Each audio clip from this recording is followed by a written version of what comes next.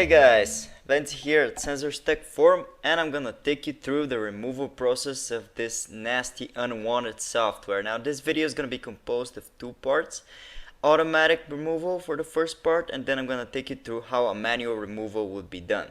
So before we begin this video, I'd like to say that you should never trust sites that have no real people behind them or video guides, and you should always make sure to back up your files before doing any removal by yourself, and always use trustworthy sources. Make sure that these are real people behind these videos, because many people do this for money and they may scam you.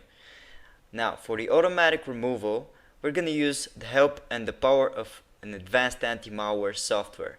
To download it, open your video's description and click on the description link. It's gonna take you to our tailor-made removal guide for this specific thread. Now, then go ahead and click on the download button, which is gonna take you to the download page. It should start automatically, and when it does, simply open the installer. The installer is rather simple. All you have to do is choose your language, and then you're gonna have to click on OK, and then all you have to do is click on continue, then agree with the policy and click on install. When the install is finished, the scan should start immediately. All you have to do is click on finish and wait for the scan to complete. It's gonna detect any cookies, malware, adware, objects that are tracking you, and so on and so forth. When the scan is done, it's gonna show you the detected items. All you have to do is mark them with your mouse and remove it. Now this is very convenient and a fast method to do it. It's as easy as that, guys. Okay, so let's get on with the manual removal process. Now for manual removal, first I'm going to show you how you can uninstall this thread in case it's installed on your computer as a program. You're going to have to type appwiz.cpl in your run window, and you can open it by typing Windows button plus the key R. When you do that, it's going to take you to programs and features. All you have to do is locate the suspicious program, mark it with your mouse, and then click on uninstall. This will make sure the program is gone from your computer. And when the program is uninstalled, all you have to do is clear up your web browsers. Now I'm going to take you through most of the browsers. For Google Chrome, you're going to have to open Chrome, and in your address bar type Chrome/settings and then clear browser data. This will open the clear browser data window, which when you open it, you're going to select on the time range all time.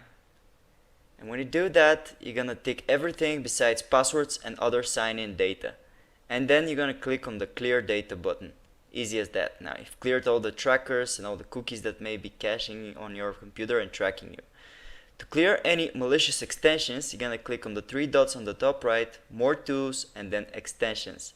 Locate any suspicious extensions and click on remove to get rid of them. And basically that's it, guys. We've now taken care of how a removal would go with Google Chrome. Now let's go through Mozilla Firefox. For Firefox, you're gonna have to open the browser, and on the address bar you're going to type about /support. This will open the support page. In it you will find a button that is called Refresh Firefox. You're gonna click on that button to refresh all of the Firefox settings by default. It's going to take you to a fast process which clears cookies, browsing history, and so on and so forth. Click on finish to finish it, and as you can see here, it says success. Firefox will save your old good configuration on your desktop, so you can locate any passwords or anything you may have missed if it's your default browser. For Microsoft Edge though, it's very simple to Chrome. So you're going to open it, and in the address bar you're going to type the same thing: Edge, settings, and then clear browser data. This is also going to take you to a very similar to Chrome window, because Edge is based on Chrome. You're going to select all time, you're going to tick everything besides passwords, and then you're going to clear now. And when it's done, you're going to clear of any extensions by again going on the right corner and clicking on extensions. This will take you to any suspicious extensions which you can detect and remove, again just like Chrome, by clicking on the remove button. And that's it. Now we've got Edge covered. The next browser I'm going to show you is Opera.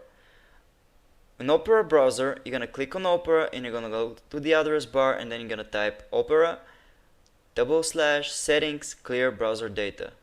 It's very similar to what Edge and Chrome actually do.